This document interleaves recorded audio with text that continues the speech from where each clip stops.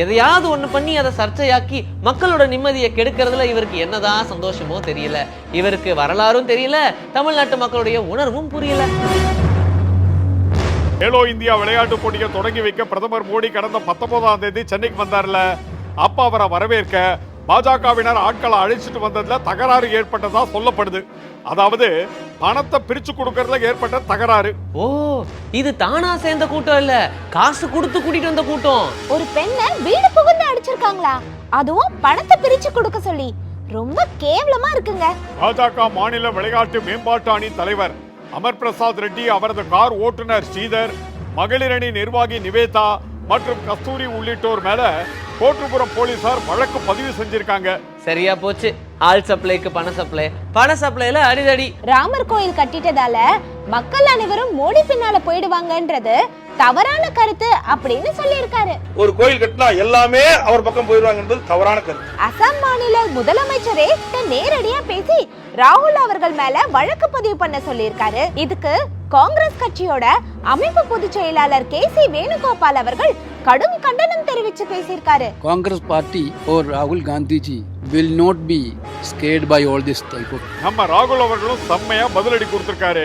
Media देखोगे, TV देखोगे, TV के पीछे चीफ मिनिस्टर.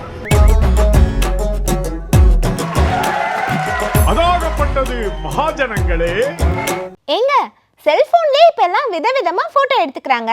நீங்க எதுக்கு ஸ்டுடியோ கூட்டிட்டு வந்திருக்கீங்க? செல்லக்குட்டி, ஒரு செல்போன் காணாம போச்சுன்னா இல்ல ரிப்பேர் ஆயிடுச்சுன்னா நாம எடுத்த போட்டோ எல்லாமே போயிடும். ஆனா ஸ்டுடியோல எடுத்த போட்டோ காலாகாலத்துக்கும் அப்படியே இருக்கும். கரெக்டா சொன்னீங்க சார். எங்களை மாதிரி ஸ்டுடியோக்காரங்களுடைய வயித்துல பாலை வாத்தீங்க. பதிலுக்கு நீங்களும் ஆஃபர் கொடுத்து எங்களை சந்தோஷப்படுத்துங்க சார். இன்னைக்கு தைப்பூசம் இல்லையா? தைப்பூசத்துக்கு ஆஃபரா? ஏன்பா, நியூ இயர் பொங்கலுக்கெல்லாம் ஆஃபர் கொடுக்குறீங்க, இந்துக்கள் பண்டிகை தைப்பூசத்துக்கு ஆஃபர் கொடுக்க மாட்டீங்களா? ஏங்க என்னங்க நீங்க போட்டோ ஸ்டுடியோல வந்து பாலிடிக்ஸ் பண்றீங்க? நாடு போற போக்கு அப்படி மேடம். அதனாலதான் போட்டோ ஸ்டுடியோக்குள்ள வந்து கூட மத அரசியல பேச வச்சிருச்சு. பாஜக காரங்க தான் கடவுள் பக்தியை வச்சு பொழப்பு நடத்துறாங்க. உங்களுக்கு என்ன பிரச்சனை? எனக்கு என்ன செல்லம் பிரச்சனை, பாஜகவுக்கு உள்ளதான் பயங்கர பிரச்சனை. வழக்கமா பாஜகவால தானே பிரச்சனை வரும். இப்ப என்ன பாஜகவுக்குள்ளேயே பிரச்சனைன்னு சொல்றீங்க? அதான் ஆமா தம்பி. கேலோ இந்தியா விளையாட்டு போட்டியை தொடங்கி வைக்க பிரதமர் மோடி கடந்த 19ஆம் தேதி சென்னைக்கு வந்தார்ல. அப்ப அவரை வரவேற்க பாஜகவினர் ஆட்களை அழைச்சிட்டு வந்ததுல தகராறு ஏற்பட்டதா சொல்லப்படுது. அதாவது பணத்தை பிரிச்சு கொடுக்கறதுல ஏற்பட்ட தகராறு. ஓ, இது தானா சேர்ந்த கூட்டம் இல்ல, காசு கொடுத்து கூட்டிட்டு வந்த கூட்டம். தம்பி, லாஜிக் இல்லாம பேசாத. தமிழ்நாட்டுல பாஜகவுக்கு தானா கூட்டம் சேருமா? அது தெரிஞ்ச விஷயம் தாங்க. இப்ப விஷயத்தை சொல்லுங்க, என்ன நடந்துச்சு? இந்த விஷயம் எப்படி வெளியே வந்துச்சு? கோட்டுப்புறம் காவல் நிலையத்துல அதே பகுதியைச் சேர்ந்த தேவி என்ற பெண்மணி புகார் கொடுத்திருக்காங்க. அந்த புகார்ல தான் இந்த டீடைல் எல்லாமே இருக்கு. பாஜக காரங்க மேல பாலியல் ரீதியா ஏற்கனவே பல புகார்கள் எழுந்திருக்கு. அந்த ஹனி டிராப்ஸ் அப்படின்ற வார்த்தை ஃபேமஸ் ஆனதே அண்ணாமலைஜி வந்ததுக்கு அப்புறம் தான். இப்ப இந்த புகார்ல என்ன சொல்லியிருக்காங்க? அது ஹனி டிராப், இது மணி டிராப். புரியலையா? பணத்துக்காக அடிச்சுக்கிறாங்கப்பா. அந்த புகார்ல தேவி என்ன குறிப்பிட்டிருக்காங்கன்னு சொல்றேன், கேட்டுக்க. என் தங்கை ஆண்டாள் பாஜகவில் நிர்வாகியாக உள்ளார். பிரதமர் சென்னை வந்தபோது கோட்டுப்புறம் சித்ரா நகரிலிருந்து ஆட்களை அழைத்து வருவது சம்பந்தமாக என் தங்கைக்கும் நிவேதா என்பவருக்கும் பிரச்சனை இருந்தது. இந்நிலையில் கடந்த 21ஆம் தேதி இரவு நான் என் தங்கை வீட்டில் இருந்தபோது பாஜக பிரமுகர் அமர் பிரசாத் ரெட்டியின் கார் ஓட்டுநராக வேலை செய்து வரும் பாஜகவை சேர்ந்த ஸ்ரீதர், நிவேதா, கஸ்தூரி மற்றும் அடையாளம் தெரியாத மேலும் 3 பேர் அங்கு வந்து பணம் வாங்கி வந்து விட்டாய், அதில் எங்களுக்கு பங்கு கொடு என்று கேட்டு அடித்தனர் அப்படின்னு சொல்லியிருக்காங்க. சம்பந்தப்பட்டவர்கள் மேல நடவடிக்கை எடுக்கணும்னு குறிப்பிட்டிருக்காங்க. ஒரு பெண்ணை வீடு புகுந்து அடிச்சிருக்காங்களா, அதுவும் பணத்தை பிரிச்சு கொடுக்க சொல்லி. ரொம்ப கேவலமா இருக்குங்க. ஏற்கனவே அமர் பிரசாத் ரெட்டி மேல சட்டவிரோதமா பேனர் வச்ச புகார்ல வழக்கு பதிவு பண்ணப்பட்டுச்சு. இப்ப அவர் மேல எதுவும் நடவடிக்கை எடுத்திருக்காங்களா? பாஜக மாநில விளையாட்டு மேம்பாட்டு அணி தலைவர் அமர் பிரசாத் ரெட்டி, அவரது கார் ஓட்டுநர் ஸ்ரீதர், மகளிர் அணி நிர்வாகி நிவேதா மற்றும் கஸ்தூரி உள்ளிட்டோர் மேல கோட்டுப்புறம் போலீசார் வழக்கு பதிவு செஞ்சிருக்காங்க.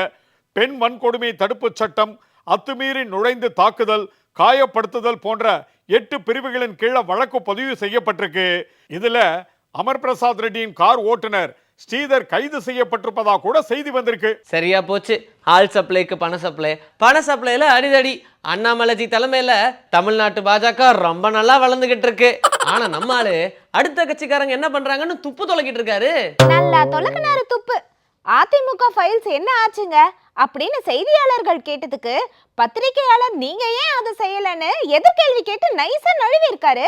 எலெக்ஷன் வருதுல, நழுவல், பதுங்கல், பக்தி, பாசம்னு எல்லாம் பிச்சுக்கிட்டு வரும். பக்தியை வச்சு அவங்க தேர்தல்ல அறுவடை பண்ணிக்கலாம்னு பாக்குறாங்க.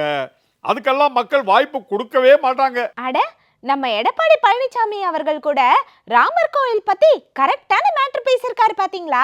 எடப்பாடி பழனிசாமி அவர்கள் தனக்கு கால்வலி இருக்கிறதுனால தான் ராமர் கோயிலுக்கு போக முடியல அப்படின்னு சொன்னாரு. ஆனா இதுக்கு உதயநிதி ஸ்டாலின் அவர்கள் தவழ்ந்து போனா கால்வலி வரதானே செய்யும் அப்படின்னு சமய கலாச்சிருந்தாரு. ஏங்க, அது இப்ப உண்மையை பேசியிருக்காரு. ராமர் கோயில் கட்டிட்டதால மக்கள் அனைவரும் மோடி பின்னால போயிடுவாங்கன்றது தவறான கருத்து அப்படின்னு சொல்லியிருக்காரு. அவரவர்களுக்கு பிரியப்பட்ட மாதிரி கடவுளை பிரார்த்தனை செய்யறாரு. அதுக்காக ஒரு கோயில் கட்டினா எல்லாமே அவர் பக்கம் போயிடுவாங்க என்பது தவறான கருத்து. செல்லக்குட்டி, பாஜகவோட நினைப்பு பொழப்ப கெடுக்க போகுது. தனக்கு அரசியல் ஆதாயம் தேடுறதுக்காக ராமர் பெயரை அவங்க உச்சரிப்பாங்க.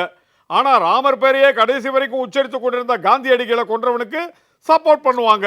இப்ப என்னடானா நம்ம ஆளுநர் ரவி மகாத்மா காந்தியை சிறுமப்படுத்துற வேலையில இறங்கி இருக்காரு. ஆளுநர் RN ரவி அண்ணாமலைஜியை ஓவர்டேக் பண்ணிட்டு பாஜக இருக்கிற பாலிசியை ஃபாலோ பண்ணிக்கிட்டு இருக்காரு. அவர் பேசுற யார் பெருசா எடுத்துப்பா. எதையாவது ஒண்ணு பண்ணி அதை சர்ச்சையாக்கி மக்களோட நிம்மதியை கெடுக்கிறதுல இவருக்கு என்னதான் சந்தோஷமோ தெரியல. இவருக்கு வரலாறும் தெரியல, தமிழ்நாட்டு மக்களுடைய உணர்வும் புரியல. ஆங்கிலேயர்களிடம் நாம் சுதந்திரம் பெறுவதற்கு காந்தியின் போராட்டம் பலனளிக்கவில்லை. நாம் சுதந்திரம் பெற்றதற்கு நேதாஜி சுபாஷ் சந்திர போஸ் தான் காரணம்னு காழ்ப்புணர்ச்சியோட பேசியிருக்காரு. சுபாஷ் சந்திர போஸை புகழ்ந்து பேசுறதுல யாருக்கும் எந்த பிரச்சனையும் இல்லை. ஆனா மகாத்மா காந்தியை சிறுமப்படுத்தணும் அப்படிங்கிறது தான் அவங்களுடைய நோக்கம். இதை கண்டிச்சுதான் காங்கிரஸ் கட்சி சார்பில் ஆர்ப்பாட்டம் நடந்திருக்கு. RN ரவியோட உருவ பொம்மை எரிப்பு போன்ற சம்பவங்களும் நடந்திருக்கு.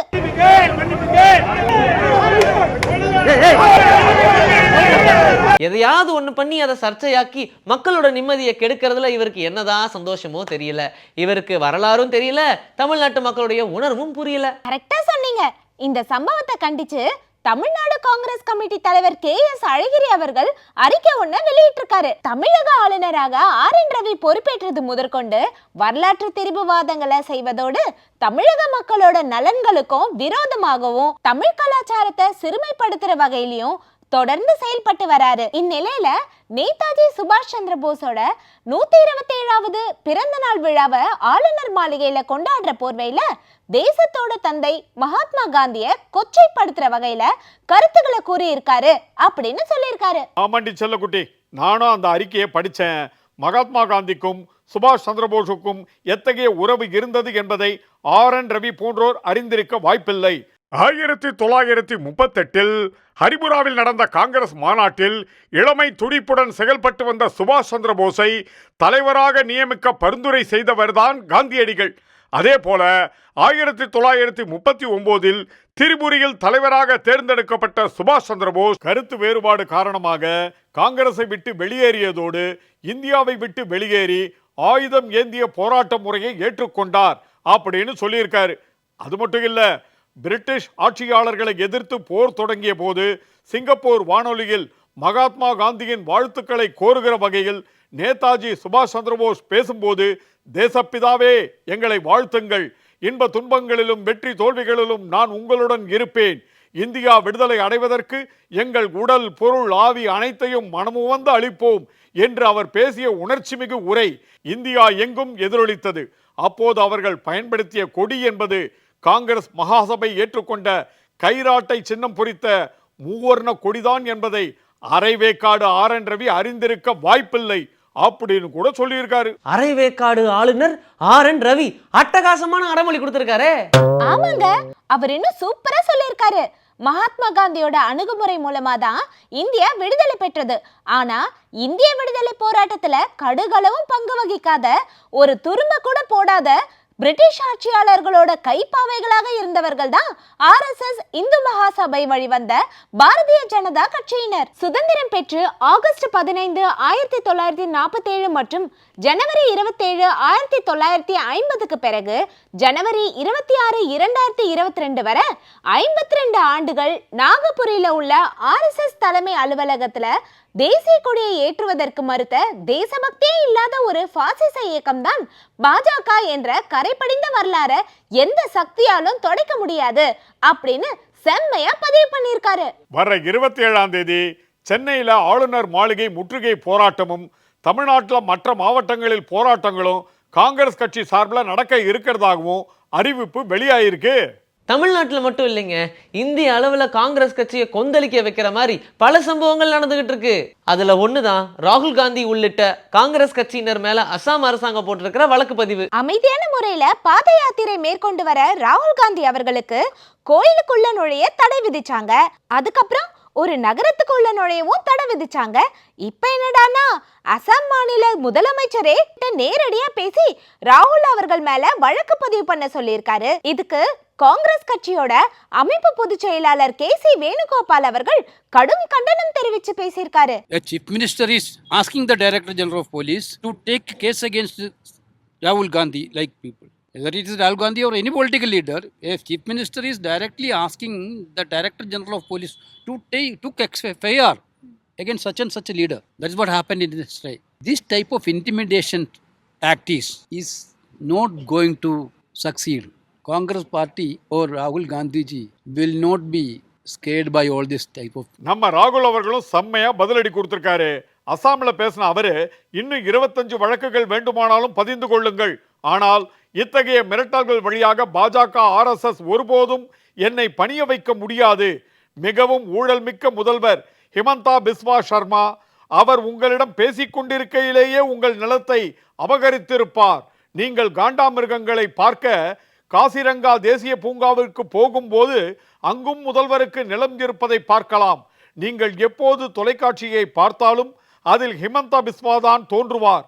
அவர் விருப்பப்படியே ஊடகங்கள் செயல்பட முடியும் அப்படின்னு அவர் சொல்லியிருக்காரு.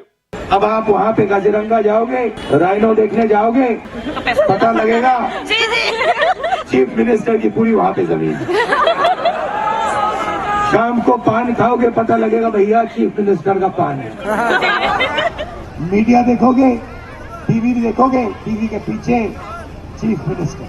நாடாளுமன்ற தேர்தலுக்கு அப்புறமா ராகுல் காந்தி கைது செய்யப்படுவார் அப்படின்னு அசாம் முதலமைச்சர் எச்சரிக்கை கொடுத்திருக்கிறதா ஒரு காமெடி நடந்திருக்கு. நாடாளுமன்ற தேர்தலுக்கு அப்புறமா நடக்க போற மாற்றங்களை தாங்கிக்க முடியாம பாஜக காரங்க தனக்குத்தானே பேசிக்கிட்டு சந்தோஷப்பட்டிருக்காங்க போல. அப்படிதான் எனக்கும் தோணுது. எங்க இன்னொரு முக்கியமான விஷயம், நடிகர் விஜய் தன்னோட மக்கள் இயக்க நிர்வாகிகள் கூட இன்னைக்கு ஆலோசனை நடத்தியிருக்காரு. கவனிச்சிங்களா? நடிகர் விஜய் அரசியலுக்கு வருவாரு அப்படின்றது கிட்டத்தட்ட உறுதியான ஒரு விஷயம். ஆனா நாடாளுமன்ற தேர்தலுக்கே வருவாரா அப்படின்றதுதான் தெரியல. தம்பி, இது ஒரு ஜனநாயக நாடு. யார் வேணாலும் எப்ப வேணாலும் அரசியல்ல இறங்கலாம், நீச்சல் அடிக்கலாம், கரை சேரலாம். சரிங்க, நீங்க எப்ப கரை சேர போறீங்க? சீக்கிரம் சொல்லுங்க. எத்தனை போட்டோ எடுக்கணும்? தம்பி, என்னை பத்தி உனக்கு தெரியாது. ஒரு டீயை கூட 1/2 குடிச்சு சிக்கனம் பண்ற ஆளு நானு. அதனால நீ ஒரு போட்டோ எடுக்கிற காசுல எங்க 2 பேரையும் போட்டோ எடுத்து பாதி பாதி அமௌண்ட்டும் வாங்கிக்கணும். டீல 1/2 போடலாம், போட்டோ பிரிண்ட்ல எப்படி 1/2 போடுறது? அதெல்லாம் எனக்கு தெரியாது தம்பி. நான் ரொம்ப ஸ்ட்ரிக்ட். எல்லாத்துலயுமே எனக்கு 1/2 தான். அப்படியா சார்? நாளைக்கு என் வீட்டை காலி பண்ணிட்டு உங்க வீட்டுக்கு வந்துடுறேன். எதுக்கு எங்க வீட்டுக்கு வரீங்க? இல்லங்க, வெட்டித்தனமா எதுக்கு இன்னொரு வீட்டுக்கு வாடகை கொடுத்துக்கிட்டு அதுக்கு ஒரே வீட்டுல 1/2 ஷேர் பண்ணிக்கலாம்ல. இதெல்லாம் உங்களுக்கு தேவையா? நல்ல வேலை அவன் வீட்டை மட்டும் 1/2 கேக்குறதோட நிறுத்திட்டான். எழுந்திருச்சு வாங்க, வேற ஏதாவது கேட்க போறான். அதாகப்பட்டது மகாஜனங்களே.